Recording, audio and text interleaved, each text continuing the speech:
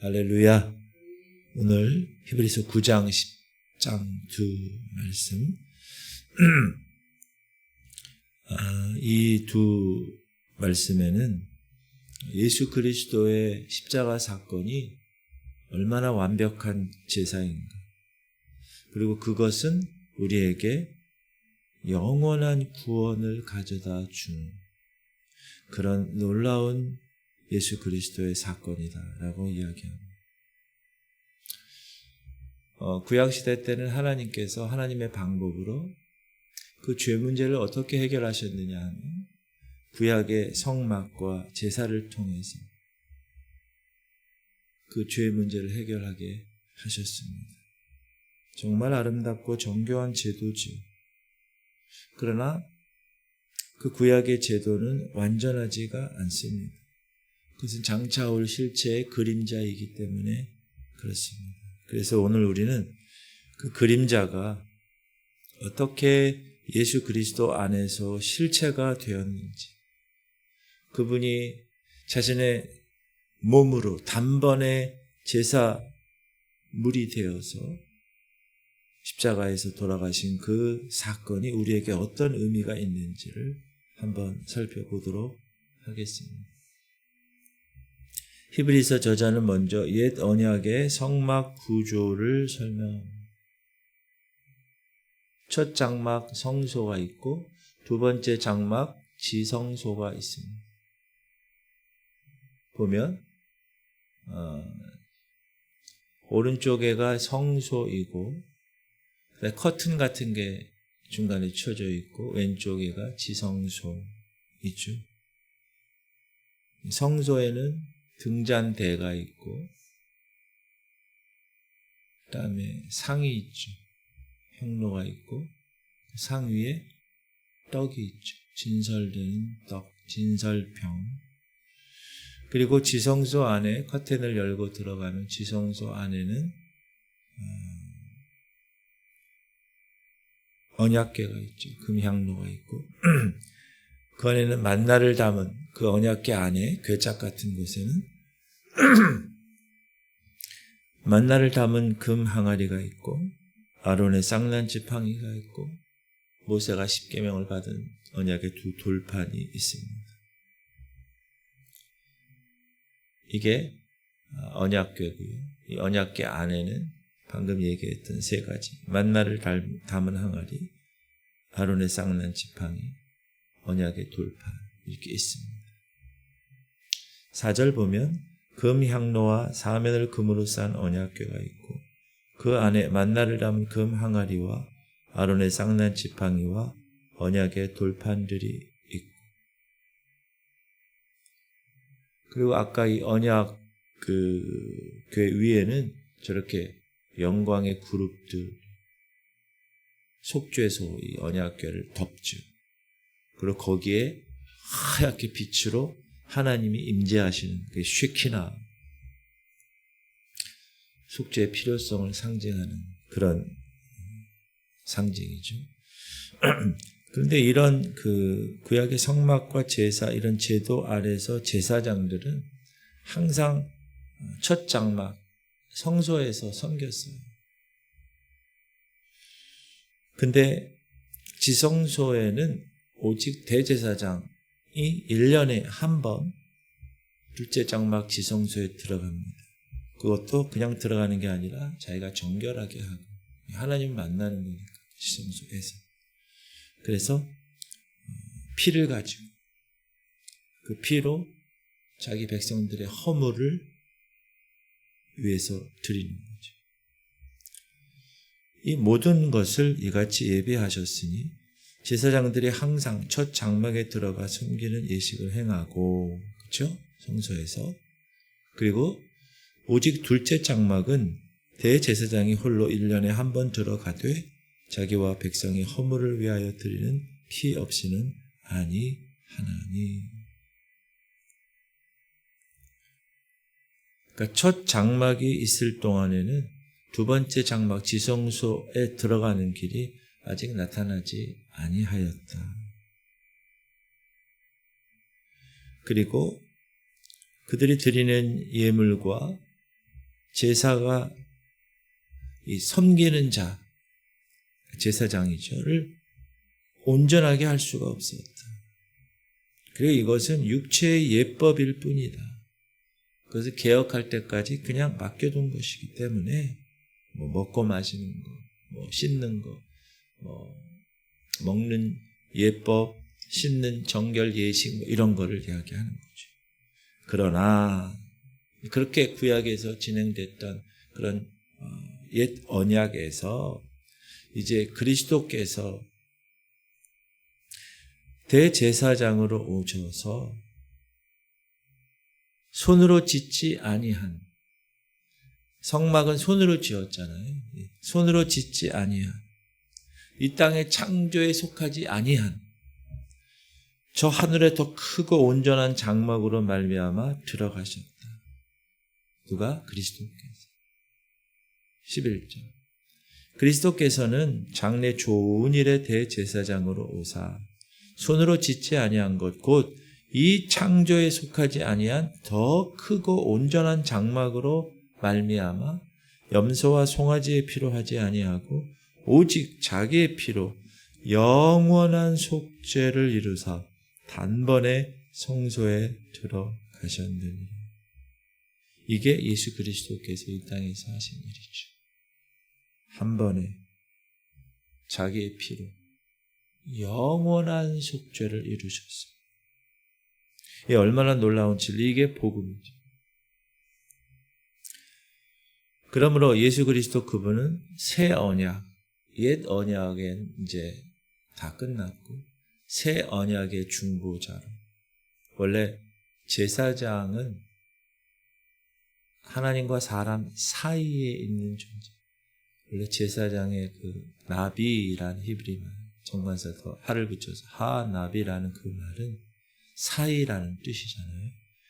그러니까 예수 그리스도는 이제 새 언약의 중보자로 계신다. 그분은 염소와 송아지의 피로 하지 않는다. 원래는 그 전에는 13절 염소와 황소의 피와 및 암송아지의 죄를 부정한 자에게 뿌려 그 육체를 정결하게 하여 거룩하게 하거든. 거룩하게 하는 방법이 그거예요. 피를 뿌리고 죄를 뿌리는 거예요. 하물며 영원하신 성령으로 말미암아 자기를 흠없는 자기를 하나님께 드린 그리스도의 피가 어찌 너희 양심을 죽은 행실에서 깨끗하게 하고 살아계신 하나님을 섬기게 하지 못하겠느냐. 첫 언약 때 범한 죄, 거기서 속량하시려고 그분이 죽으시고 영원한 기업의 약속을 우리에게 허락하셨다는 그 사실. 그러면서 히브리서 저자는 유언의 비유를 사용하세요.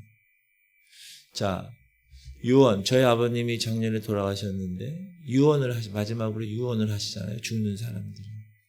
얘야 신앙생활 잘하고 하나님 잘 섬겨라. 유언. 근데 그 유언은 유언한 자가 죽어야 효력이 있죠.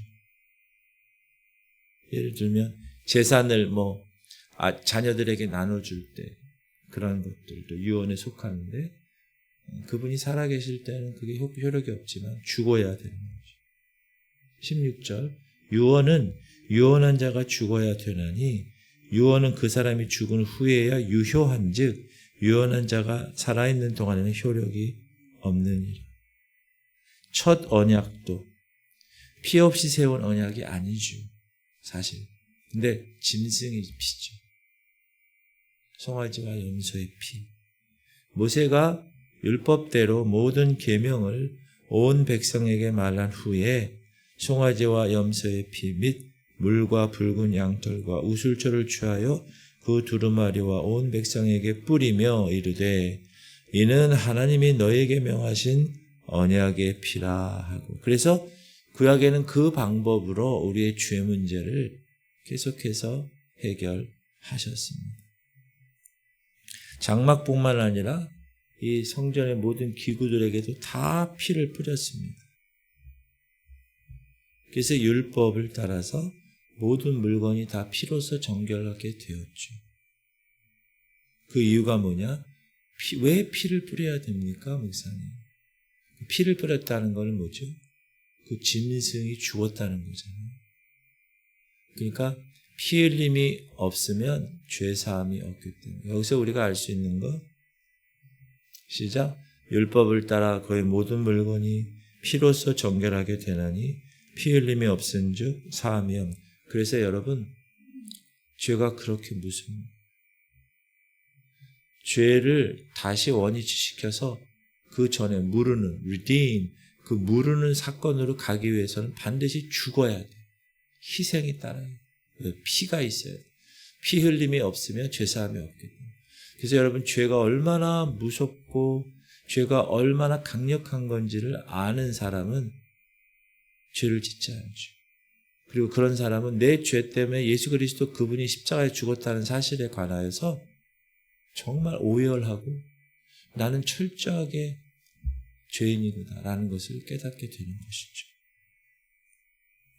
그리고 이 예수 그리스도께서 십자가에서 드리신 이 제사는 그러므로 하늘에 있는 것들의 모형은 이런 것들로서 정결하게 할 필요가 있었으나 하늘에 있는 그것들은 이런 것들보다 더 좋은 제물로 할지니라.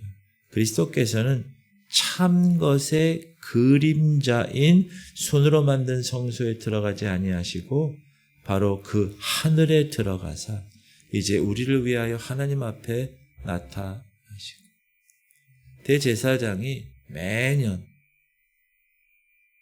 염소와 송아지의 피를 가지고 성소에 들어가는 것처럼 1년에 한 번 그렇게 하는 것처럼 예수님은 자주 자기를 드리시지 않으셨다. 만약에 그랬다면 세상을 창조한 때부터 계속 고난을 받으셔야 됐었어. 그러나 그렇게 하지 않으시고 이제 자기를 한 번에 영원한 단번에 제물로 드려서 죄를 없애게 하시려고 나타나셨다. 한 번 죽는 것은 사람에게 정하신 것이요. 그 후에는 뭐가 있기 때문에? 심판이 있기 때문에. 그래서 예수 그리스도도 그 많은 사람의 죄를 담당하시려고 단번에 드려지셨다. 그리고 그 단번에 드려지신 그 십자가 사건은 이제 앞으로 구원에 이르게 하기 위하여 누구를? 저와 여러분. 죄와 상관없이 자기를 바라는 자, 예수 그리스도를 바라는 자들에게 두 번째 나타나실 것이다. 그게 27절, 28절이죠. 우리는 그 소망을 갖고 있어요. 하나님의 시간표를 분별해서 그날을 기다리는 거예요. 천국에 들어갈 그날. 두 번째 나타나실 그날. 10장에서는 율법에 관한, 옛 제사에 관한 무능함을 이야기해 줍니다. 율법은 그냥 장차 올 그 본체의 그림자야. 참 형상이 아니야. 그러므로 그 율법으로는 그 해마다 드리는 늘 같은 제사로는 온전하게 할 수가 없어.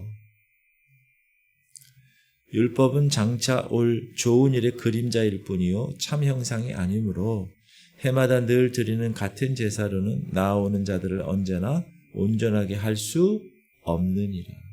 그렇지 아니하면 섬기는 자들이 단번에 정결하게 되어 다시 죄를 깨닫는 일이 없으리니 어찌 제사 드리는 일을 그치지 아니하였으리. 그러나 이 제사들은 해마다 죄를 기억하게 하는 이 제사를 통해서 죄인이구나. 그 죄를 해결해야 되겠구나. 왜? 황소와 염소의 피가 능히 죄를 없이 하지 못하기 때문에. 그러므로 예수 그리스도께서 이 땅에 오실 때 이렇게 말씀하셨어요. 그러므로 주께서 세상에 임하실 때 이르시되 하나님이 제사와 예물을 원하지 아니하시고 오직 나를 위하여 한 몸을 예비하셨도다. 번제와 속죄제는 기뻐하지 아니하시나니 이에 내가 말하기를 하나님이여 보시옵소서. 두루마리 책에 나를 가리켜 기록된 것과 같이 하나님의 뜻을 행하려 왔나이다 하셨습니다. 두루마리 책은 구약이죠. 구약의 메시아에 대한 이야기, 그것을 기록되어 있는 것, 그것을 내가 행하러 왔습니다.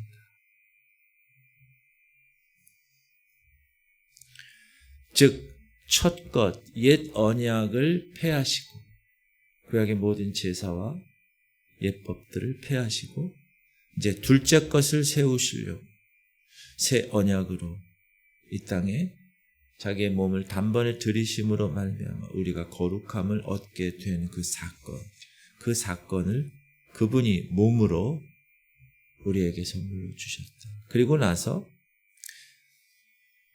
제사장마다 매일 서서 섬기고 똑같은 제사를 매일 드리는데 그 제사는 그때 한 번만 유효하지 영원토록 죄를 없게 하지 못하는 것이죠.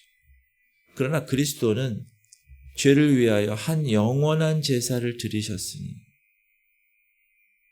단번에, 단번에, once for all, 단번에, 한 번에 영원토록.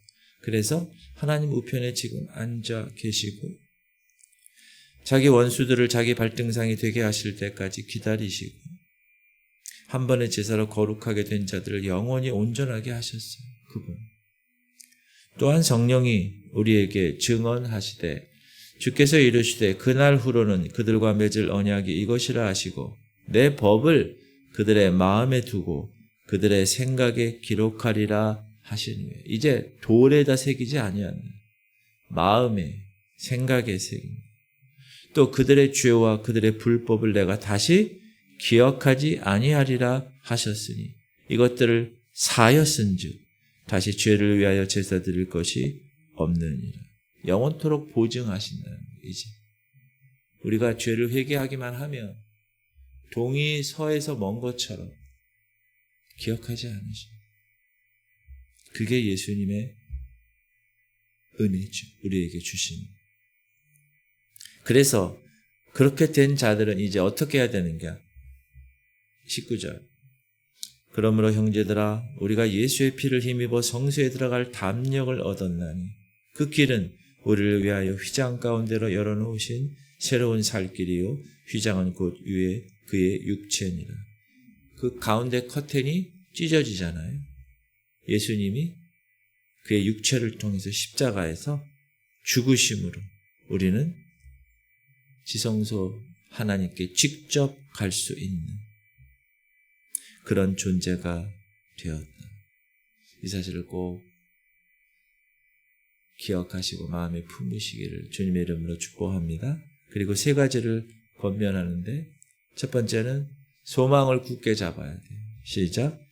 또 약속하신 이는 미쁘시니 우리가 믿는 도리의 소망을 움직이지 말며 굳게 잡고 우리의 소망의 근거는 우리가 아니에요. 하나님. 왜? 우리에게 소망의 근거를 두면 우리가 얼마나 변덕스러워요. 어떤 때는 기뻐했다가 어떤 때는 슬퍼했다가 어떤 때는 하나님 하다가 어떤 때는 에이 이렇게다. 거기에 소망을 두면 안 되고 오직 신실하신 하나님께 소망의 근거를 둬야 되고 그리고 서로 돌아보아 사랑과 선행을 격려해야 됩니다.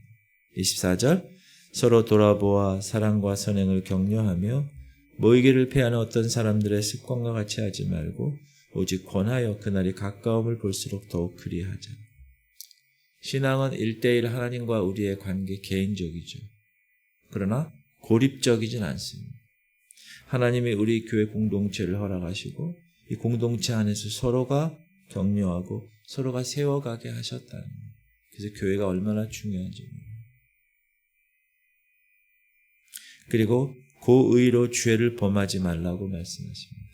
26절 우리가 진리를 아는 지식을 받은 후 짐짓 죄를 범한 즉 다시 속죄하는 제사가 없고 오직 무서운 마음으로 심판을 기다리는 것과 대적하는 자를 태울 맹렬한 불만 있으리라.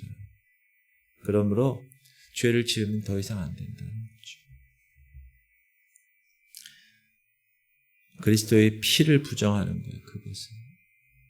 성령님을 욕되게 하는 거예요. 그것은. 이러면 안 돼. 경고하시죠.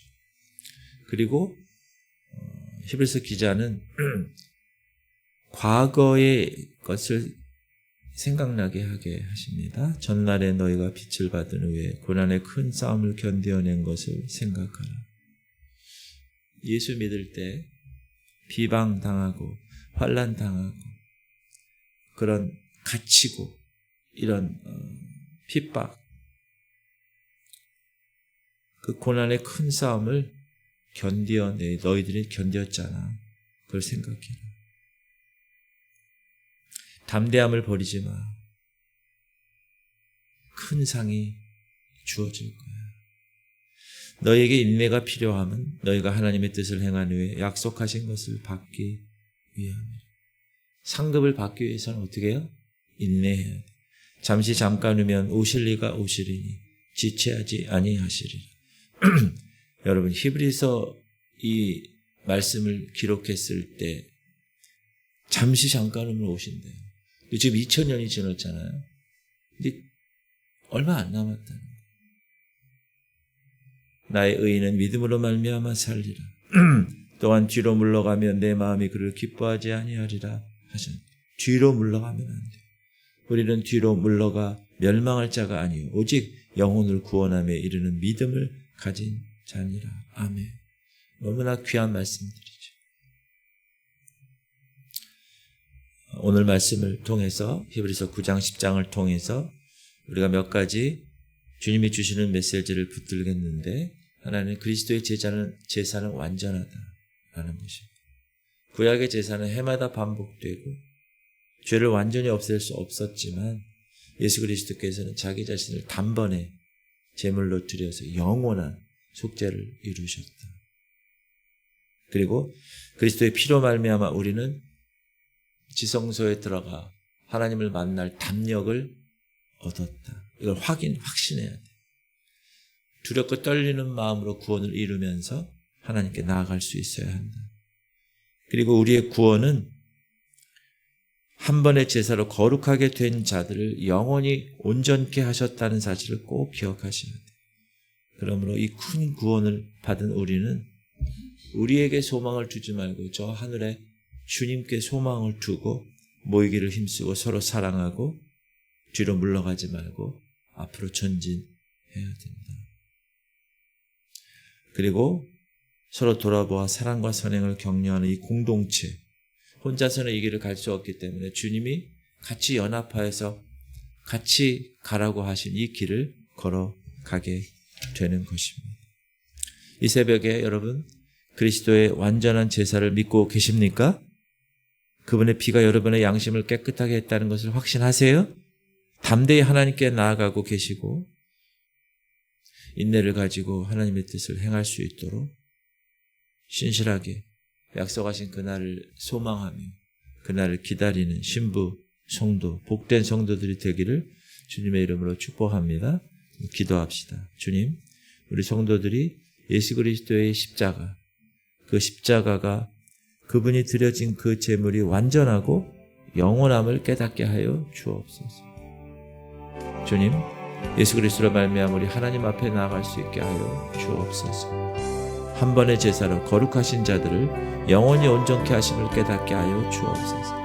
우리 연약한 자들을 위해서 오늘도 하린이와 민우를 위해서 기도해 주시고, 우리 어르신들 최영자 누님, 김은희 권사님, 가옥예 권사님, 김원정 권사님, 김만나 권사님, 김사라 권사님, 우리 김인상 성도, 최수빈 성도, 민경원 성도, 그리고 김명상 집사님을 위해서 통성으로 우리 주님 이름 한번 부르고 통성으로 기도하겠습니다. 주여 할렐루야. 하나님 감사합니다. 오늘도 주님이 우리를 붙드시고 주님의 놀라운 은혜가 임하게 하심을 감사합니다. 오늘도 예수 그리스도의 그 십자가 사건을 옛 언약을 다 폐하시고 새로운 하나님의 거룩한 새 언약의 보증자로 하나님께서 우리의 모든 것을 염소와 송아지의 피로 하지 아니하고 오직 예수 그리스도의 피로 단번에 영원한 속죄를 이루신 사건을 우리가 깨달았습니다. 우리가 이제 성소에 들어갈 담력을 얻었습니다. 예수 그리스도 그 보혈의 피를 우리가 항상 붙들고 그 예수 그리스도의 피값을 항상 생각하며 죄짓지 않고 다시 옛 언약으로 들어가지 않도록 하나님 우리의 소망을 나에게 두지 말고 우리의 소망을 이 땅에 두지 말고 저 하늘에 두며 하나님 허락하시는 놀라운 은혜의 주인공